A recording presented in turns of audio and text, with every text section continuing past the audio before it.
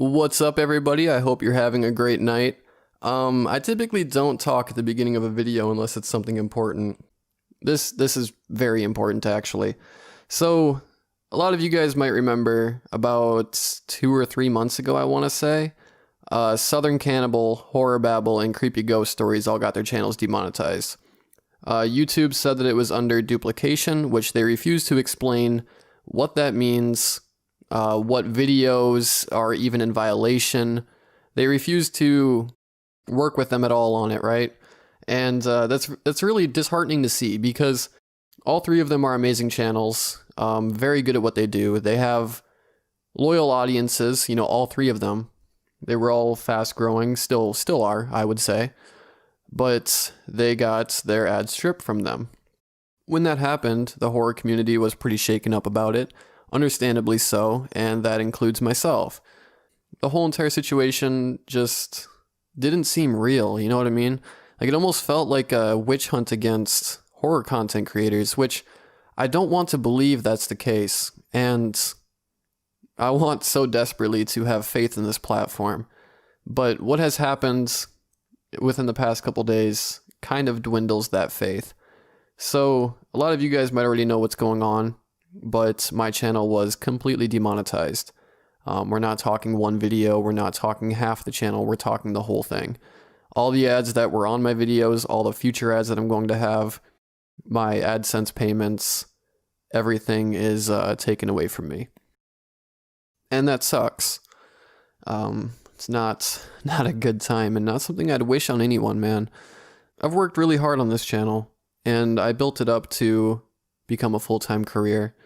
Now it's not a full-time career, it's just something I do for fun again, which isn't all bad, but it just sucks so badly. Turning one of your passions into a job, and then just getting it taken from you like that doesn't seem right. And, you know, it'd be one thing if I got a warning or something, right? Like, hey, you need to change this, otherwise we're going to demonetize your channel. I would obviously say, yeah, of course, I'll change it right now. What videos do you want me to take down? What do you want me to change for in the future? Let's work on this. Let's figure it out. But that's not the case. I got a email saying that my channel was demonetized, and that's all I'm told. So, this means quite a few things for the future of Slumber Reads. I refuse to quit. You guys probably already knew that. If you guys know me on any level, you guys know that I wouldn't let something like this destroy me, right? Obviously, I'm shaken up about it. Obviously, I'm really hurt. Definitely sucks. And it has kind of... No, there's no kind of about it. It has been wearing down on my mental health a little bit. But, you know, there's a lot to be happy about here. For example, like, this channel was at 19K 1 month ago. We're now at 26K. That's crazy. That's insane. There's not a whole lot of narration channels out there that are taking off as hard as this one is. And that's something that I appreciate, and something that I've worked really hard for, and something that money will not buy. Money can't buy a loyal, awesome, amazing, and supportive audience.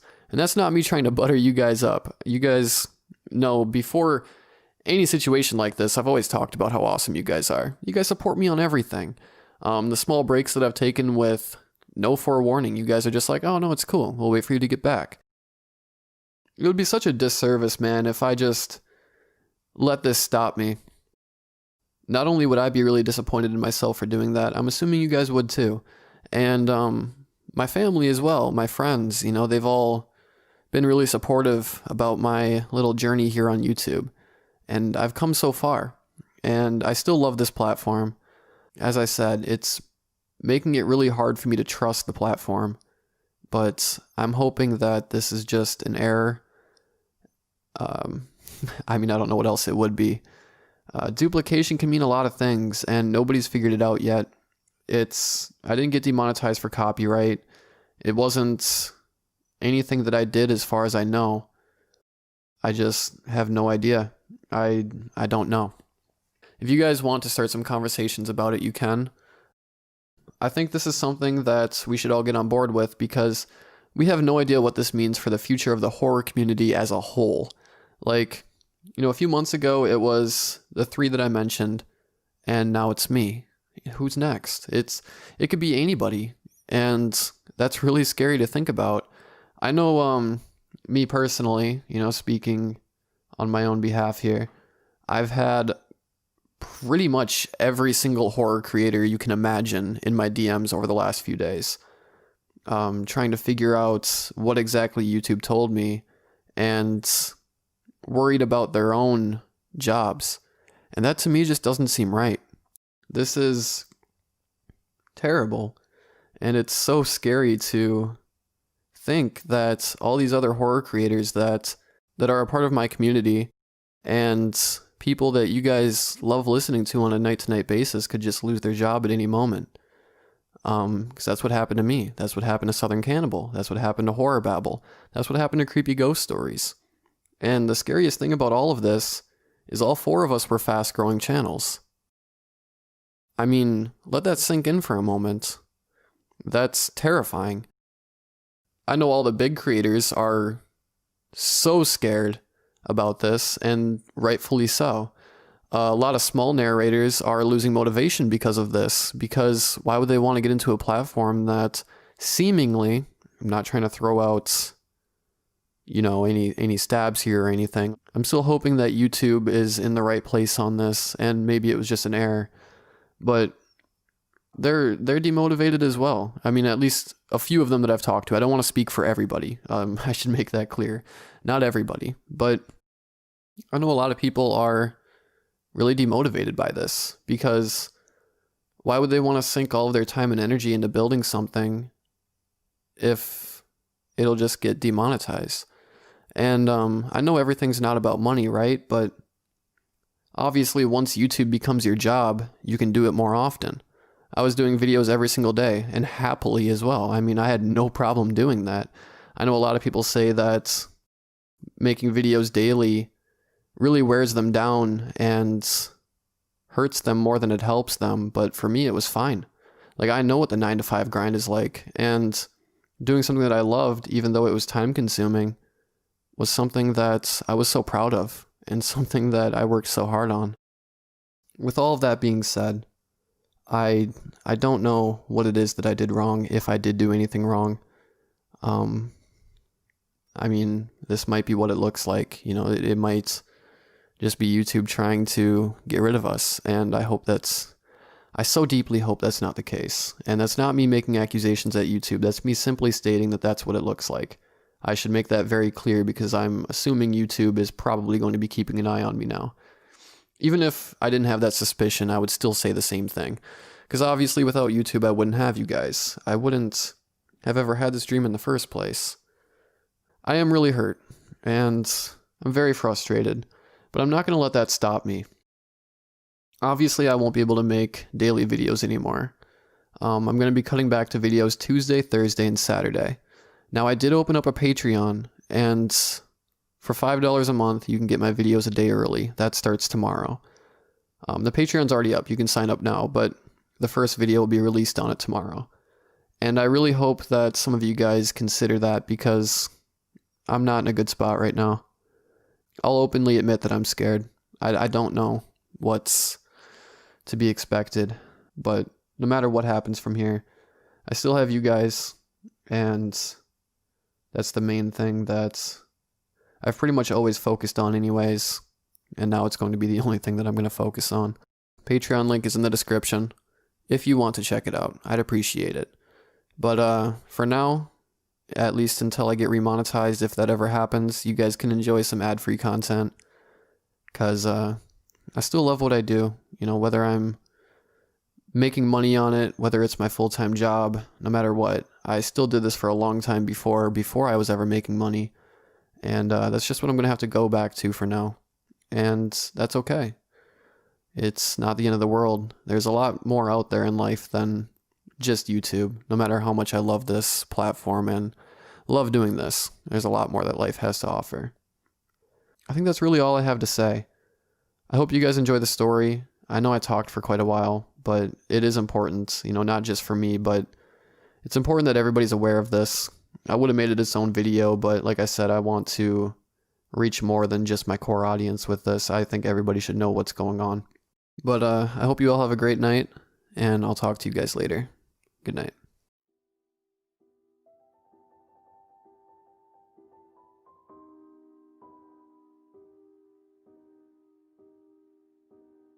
After what happened to me all those years ago, the one place in the entire world that rattles my body and sends chills up my spine happens to be my grandmother's farm.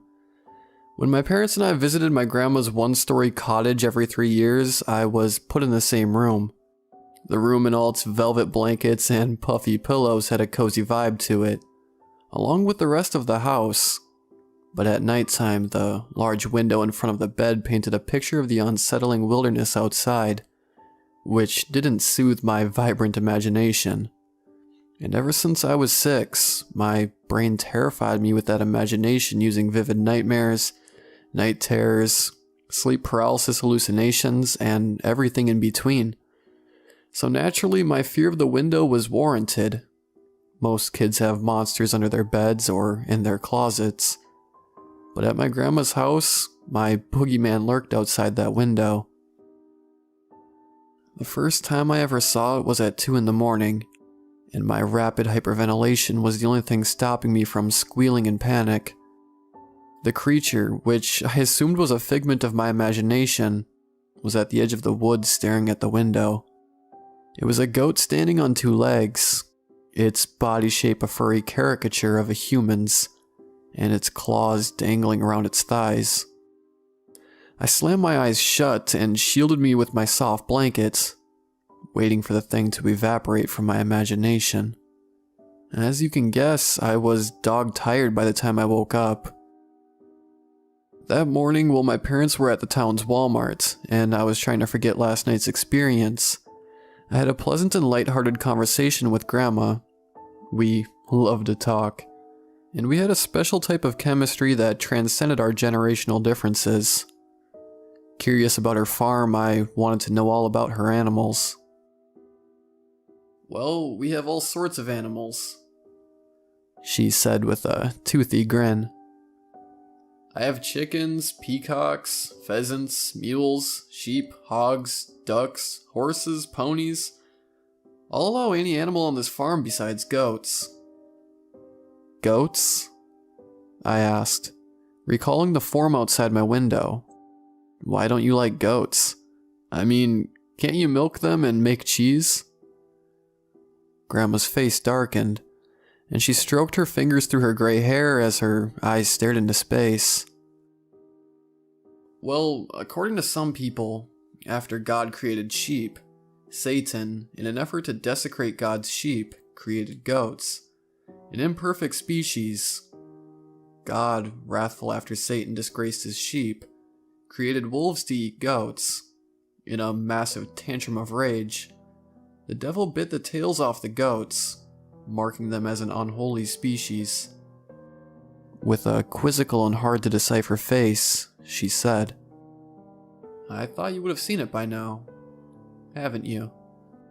I knew what she was talking about in an instant, and it seemed I would burst into a fit of scared shrieking and crying at the thought of my grandmother confirming the thing outside my window was real. I tried to rationalize the situation, thinking the goat-like creature was just a dream and what my grandma said was unrelated. But at the sight of my distress, my grandmother destroyed that idea with the opening of her mouth. "It won't hurt you if you stay inside at night. There's nothing to worry about." It was supposed to be a comforting statement, but a double confirmation of one of my mythical boogeymen not being mythical shuddered me. Grandma pretended to forget the conversation, never speaking of it for the rest of the trip. That night, I decided to sleep in my parents' room, where the bed faced away from the window. But I swear I heard a glassy tapping from behind me. Luckily for my sanity, my parents and I left the farm the next day, leaving behind the rural forests and fields of Maryland.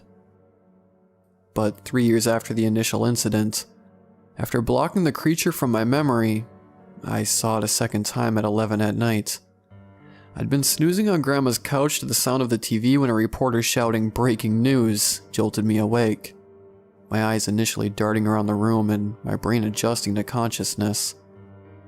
I gaped at the creature hunched over in front of the living room window. The half-goat sprang from the window and ran into the distance on its 2 legs. I slapped myself, saying, "Snap out of it, snap out of it." But nothing could stop the memories of the creature, and what my grandma said about it from hurtling out of the darkest pit of my mind. I paced around the room, with adrenaline flooding my arteries, wanting to flee but not knowing where to go. With a few sleeping pills, however, I willed myself to sleep with the living room curtains drawn. The morning after, I found a note on the kitchen table. My parents were shopping, and Grandma was at a doctor's appointment. I was alone in the house, and with undaunted intent to find out what was going on, I plugged in my grandmother's outdated Macintosh for a bit of research. "Half goats, half man," I typed, which brought up a Wikipedia page of satires and fawns. Not exactly what I was looking for. "Goat creature in Maryland," I corrected. And as soon as I searched that, Google presented me with another Wikipedia page. This one on a creature known as the Goatman of Maryland. This was precisely what I was looking for, and I proceeded to peruse the page. The Goatman of Maryland is a legendary half-goat, half-human creature that has the head and hindquarters of a goat and the body of a human. The page went on to explain how local Marylanders suspect the Goatman is either a failed gene-mixing science experiment or a demonic spawn of Satan, as Grandma insinuated.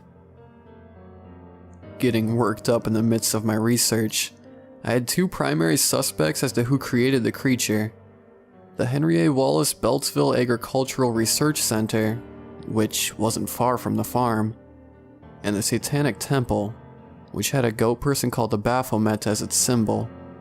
However, I had to rule out both of these candidates, since the Beltsville Research Center never did any genetic experiments on goats, and the Satanic Temple was an atheist organization that didn't believe in Satan.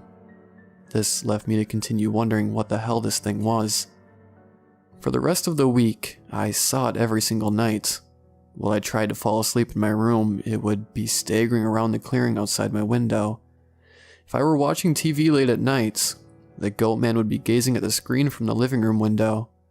And on the last day, when I was feeding Grandma's peacocks in the evening, she came to bring me inside after she saw it approaching the farm.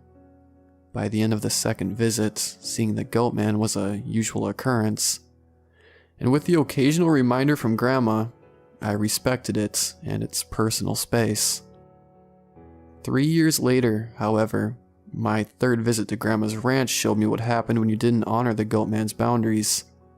On the local news, there was one headline stirring up the rustic community: 10 professional boar hunters killed in animal attack. My parents thought it was horrible, but Grandma and I shot each other looks of shared knowledge. The next morning, the paper arrived at the farm, where the hunting tragedy made the front page. Yesterday evening, police found 10 renowned hunters, mutilated to death by a wild animal. The hunters' AR-15 magazines were completely full upon death, and local authorities are stumped as to how none of them could have gotten a shot off. My parents, who had no knowledge of the Goatman, had no idea what caused the attack, and were as ignorant as the confounded investigators. So I had to ask Grandma why my parents hadn't seen it yet. "Well," she said, "the creature only appears to those who interest it.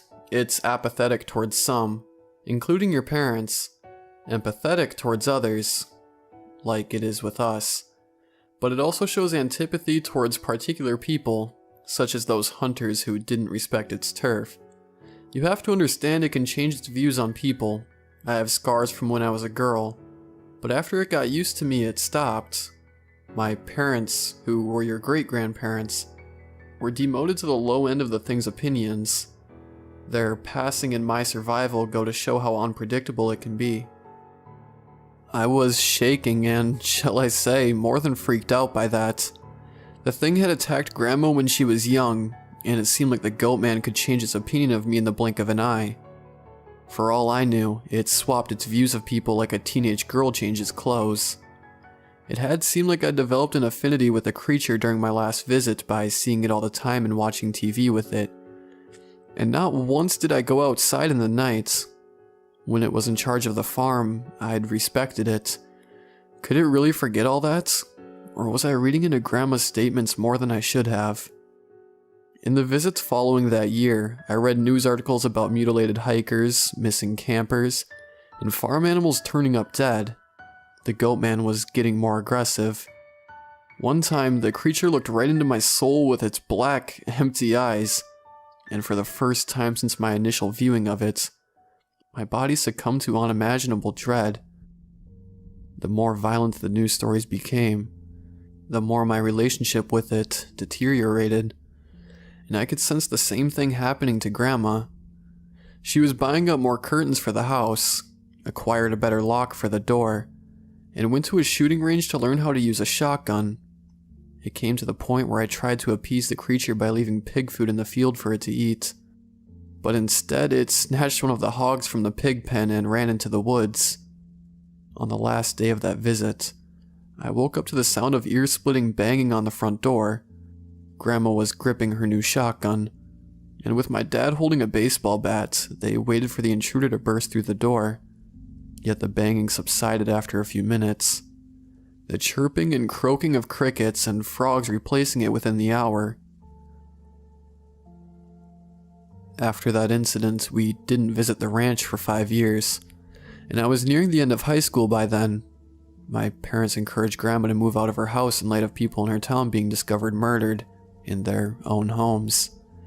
But being the stubborn Marylander she was, she decided against it.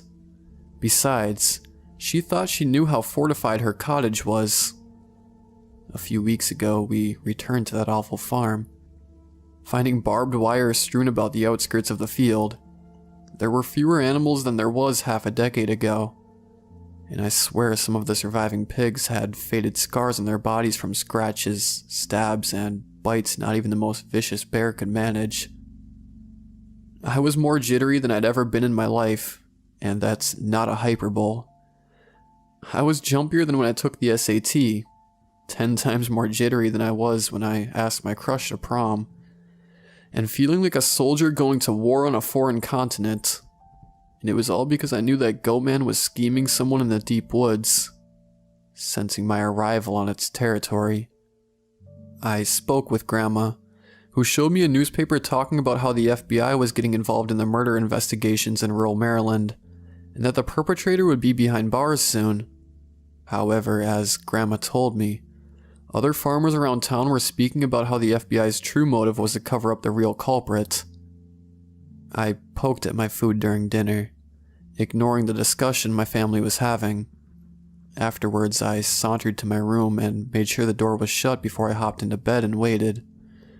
After hours of anticipating, in the field behind the window, the monster dragged the bloodied body of a peaceful doe into view. The Goatman ripped the deer's intestines out and gnawed at its insides with its death-loving fangs, spilling blood onto the moonlit ground. It turned its head to face my direction, hurling a piece of deer at the window. I jerked as blood splattered against the pane like a sheet of rain, startling me to full awareness.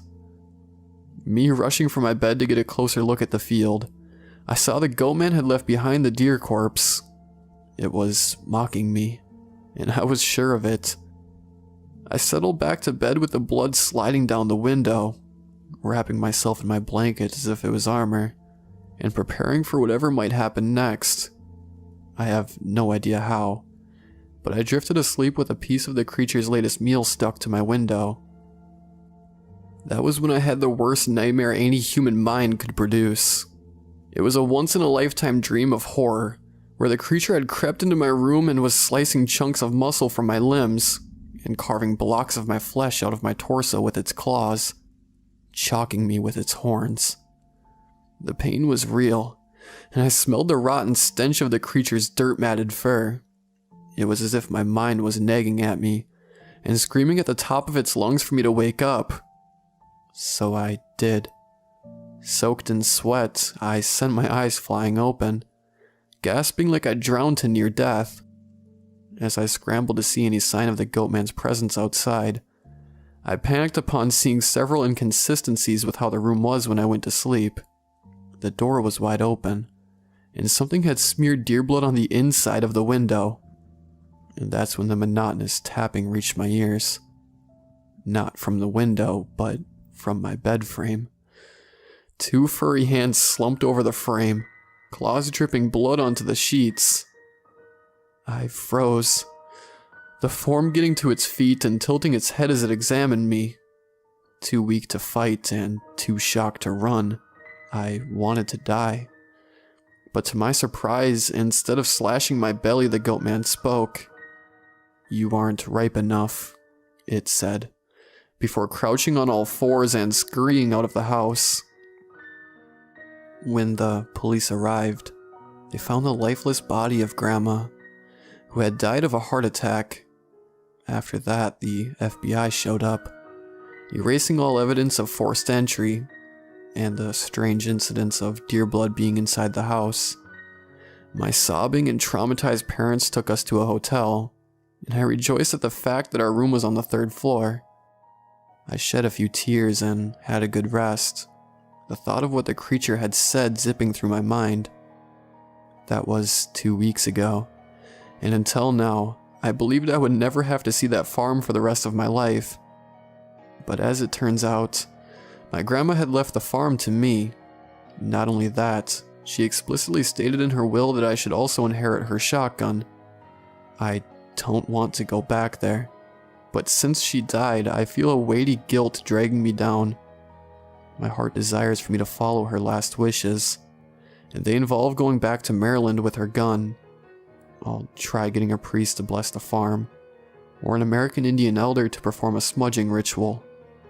Although I'm skeptical about those ideas working, I don't know when I'll have to return.